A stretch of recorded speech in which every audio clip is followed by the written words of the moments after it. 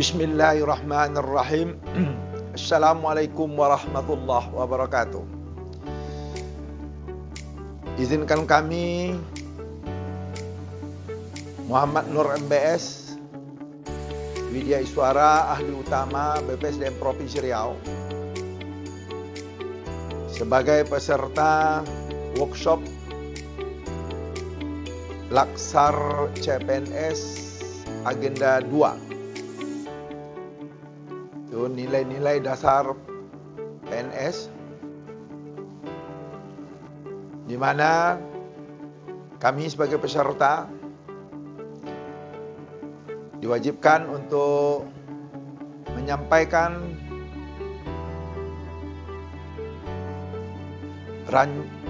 rancang bangun pembelajaran mata pelatihan atau RBPMP. Adapun deskripsi singkat dari pelatihan ini adalah agenda pembelajaran ini diberikan untuk membekali para peserta sehingga dapat menginternalisasikan nilai-nilai dasar ASN yang dibutuhkan dalam menjalankan tugas jabatan PNS-nya atau pegawai negeri sipil secara profesional sebagai pelayan masyarakat yang meliputi kemampuan untuk memberikan pelayanan prima demi kepuasan masyarakat. Adapun tujuan pembelajarannya, pertama, hasil belajar. Diharapkan setelah mengikuti pembelajaran ini, peserta mampu mengaktualisasikan nilai-nilai berorientasi pelayanan atau mengaktualisasikan nilai berorientasi pelayanan, akuntabel, kompeten, harmonis, loyal, adaptif, dan kolaboratif dalam pelaksanaan tugas jabatannya. Ini berikutnya tentu indikator hasil belajarnya peserta dapat. Ya, diharapkan indikator hasil belajar yakni dengan satu, menjelaskan konsep dan panduan perilaku. Metodenya pertama MOC, belajar mandiri, di mana bahannya sudah dikirim sebelumnya. Dan metode keduanya distance learning, seperti disampaikan di sini. Dibutuhkan alat bantu medianya. Pertama untuk MMOC-nya, yakni DL-nya atau distance learning-nya, yakni laptop, komputer, jaringan internet, bahan pembelajaran, dan aplikasi permainan interaktif. Apa menjadi referensi untuk pelaksanaan ini adalah Peraturan LAN nomor 1 tahun 2021. Peraturan LAN nomor 10 tahun 2021 tentang pelatihan dasar CPNS. Kemudian keputusan Kepala LAN RI nomor 13 /PDP.07/202 tentang pedoman penyelenggaraan pelatihan dasar CPNS. Kemudian itu referensinya. Kita tindak lanjuti dalam bentuk adalah RP, yakni rencana pembelajaran. Nah, dalam rencana pembelajaran ini sama bahwa nama programnya adalah pelatihan dasar CPNS dan mata pelatihannya adalah agenda 2 atau nilai-nilai dasar PNS. Nah, deskripsi singkat bahwa agenda pembelajaran ini diberikan untuk membekali peserta sehingga dapat menginternalisasi nilai-nilai dasar ASN yang dibutuhkan dalam menjalankan tugas jabatan PNS serta secara profesional sebagai pelayanan masyarakat yang meliputi kemampuan untuk memberikan pelayanan prima demi kepuasan masyarakat, bertanggung jawab atas kepercayaan yang diberikan, terus belajar dan mengembangkan kapabilitas. Tujuan pembelajarannya, hasil belajar, ya. Setelah mengikuti pelajaran ini, peserta diharapkan mampu mengaktualisasikan nilai berorientasi pelayanan, akuntabel, kompeten, harmonis, loyal, adaptif, dan kolaboratif dalam pelaksanaan tugas jabatannya.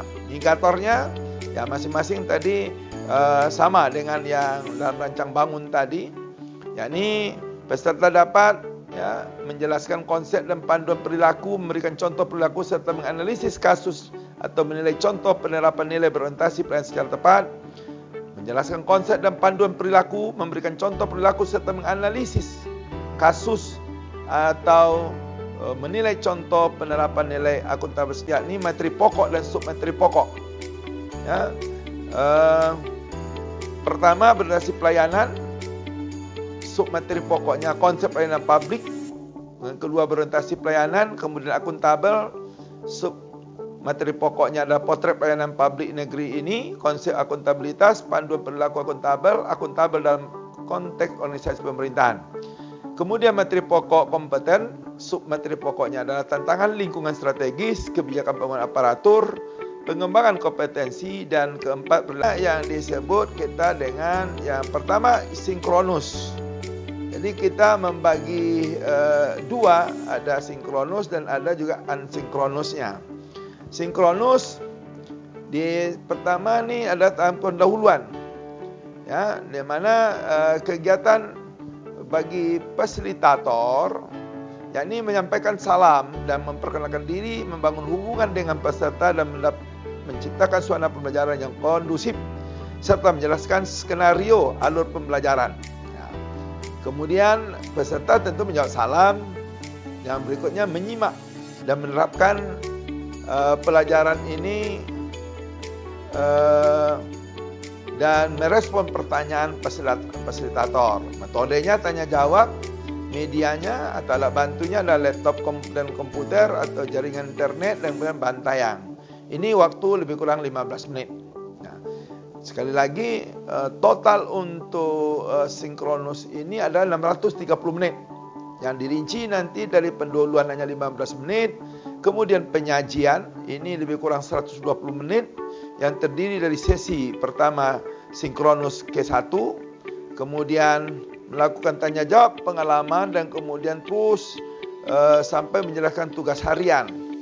Dan kemudian peserta menyimak, dan kemudian juga berpartisipasi, merespon, dan kemudian mencatat dan bertanya. Kemudian berikutnya sesi kedua atau sinkronus kedua. Ini lebih kurang 135 menit. Kemudian baru masuk sesi ketiga, sinkronus ketiga. Nah, ini sinkronus ketiga. Dan berikutnya adalah sesi keempat. Sesi keempat ini 215 menit para peserta. Nah, terakhir adalah tahapan atau sistem dengan unsinkronus. Nah, unsinkronus ini jumlah waktunya 1530 menit. Ya, ini tor kami yang kami hormati. Ini setelah kita buat RBPMP-nya dan kita tuangkan dalam bentuk RP atau rencana pembelajaran, dan ini kita tindak lanjuti dengan desain pembelajaran agenda 2 ini. Nah, di desain ini kita akan nampak apa yang akan dilakukan dan kapan sinkronusnya dan kapan pula unsinkronusnya. Nah, kami sudah coba menyusun dalam desain ini pada hari pertama. Hari pertama itu adalah kami coba susun pada tanggal, kami mencoba pelaksanaan pelatihan ini pada bulan Juni 2022 yang dimulai pada tanggal 21. Nah, pada hari pertama ini tanggal 21 Juni 2022 sinkronusnya lebih kurang total sinkronusnya 14 JP.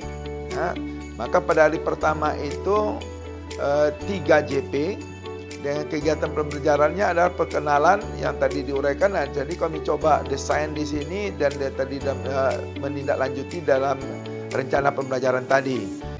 Dan berikut penjelasan tugas hari ke-1 dan ke-2. Kemudian hari ketiga. Hari ketiga tanggal 23 bulan Juni 2022 ini untuk sinkronusnya 3 JP dan untuk asinkronusnya 6 JP. Hari kedua tanpa sinkronus, hari ketiga ada sinkronus, hari keempat juga tanpa sinkronus, yang ada hanya unsinkronus. Jadi unsinkronusnya 8 JP dengan kegiatan tugas individu membuat refleksi aktualisasi nilai berakhlak di instansinya, kemudian membuat learning journal. Kemudian tugas kelompok membuat video komitmen dan branding ASN berakhlak. Kemudian pada hari kelima, tanggal 25 bulan Juni 2022, ini sinkronusnya 3 JP, ansinkronusnya juga 8 JP. Nah, sinkronus kegiatan pelajarannya ada 7, yaitu kemudian hari terakhir, hari ke-6, yakni tanggal 26 bulan 6 2022. Nah, ini untuk sinkronusnya ada 2 sesi. Sesi pertama 3 JP. Nah, kemudian pada sesi keduanya waktunya lebih kurang 2 JP. Kemudian ada juga kita akan juga menjelaskan deskripsi penugasan 1. Jadi tadi sudah disampaikan beberapa penugasan. Jadi kalau penugasan 1 itu ditugas pada hari pertama itu individu itu adalah ringkasan materi modulnya, yakni buatlah ya kita di situ kita buatlah ringkasan materi dari setiap modul agenda, orientasi pelayanan, per modul yang ketujuhnya kita jelaskan itu ya, mulai dari orientasi pelayanan, akuntabel, kompeten, harmonis, loyal, adaptif dan kolaboratif. Jadi semuanya kita berikan penjelasannya. Nah, kemudian ini yang kita terus sampaikan dan juga kita motivasi bagaimana informasi ketegasan permasalahan untuk mendapat penjelasan berakhlak itu yang dimulai dengan ketegasan dari pidato presiden pada launching core value itu yang berakhlak itu yang ini disampaikan pada 27 Juli 2021. Kemudian dipertegas dengan tentang surat edaran Menpan ya, dan kemudian juga bagaimana satu core value dari ASN yang dikeluarkan oleh Menpan, bahwa ragam fenomena, yakni fenomena yang terjadi di tengah masyarakat kita gambarkan ya seperti yang disampaikan oleh Pan RB itu, bahwa masyarakat sudah ramai sementara kantor belum dibuka. Ini kan fenomena-fenomena yang tidak diharapkan. Yang kedua, masyarakat sudah banyak, pejabat atau petugas masih baca-baca koran, santai-santai dengan ini berkelompok, sementara masyarakat menunggu saja. Yang ketiga, juga masyarakat ya orientasi yang dilakukan adalah memberikan pelayanan yang tidak konsisten gitu. Artinya tidak jelas bagaimana dengan tentang pembiayaannya. Yang berikut juga masih adanya diskriminasi.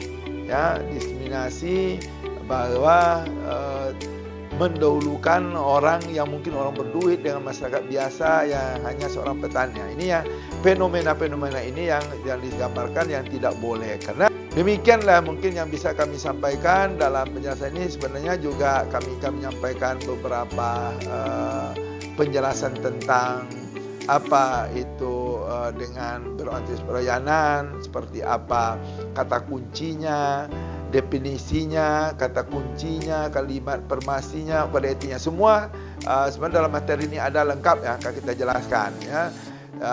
Yang seperti contoh satu aja berorientasi pelayanan, definisinya adalah komitmen berikan pelayanan prima demi kepuasan masyarakat. Kata kunci responsivitas, kualitas kepuasan. Kalimat afirmasinya kami komitmen memberikan pelayanan, kami komit memberikan pelayanan prima demi kepuasan masyarakat. Kode etiknya yakni memahami dan memenuhi kebutuhan masyarakat, ramah, cekatan, solutif dan dapat diandalkan, melakukan perbaikan tiada henti. Nah, ini contohnya ya, berorientasi pelayanan. Kemudian akuntabel. Nah, tentu harapannya dengan berakhlak ya, berorientasi pelayanan akuntabel dan kompeten, harmonis, loyal, adaptif, kooperatif ini bisa di-online-kan, di-booming-kan, dibanggakan sehingga kita betul-betul bangga melayani bangsa. Dan itulah mungkin kira-kira yang dapat kami sampaikan, dan kami mohon maaf jika ada segala kekurangan atas apa yang kami sampaikan, dan kami akhiri dengan terima kasih. Wassalamualaikum warahmatullahi wabarakatuh.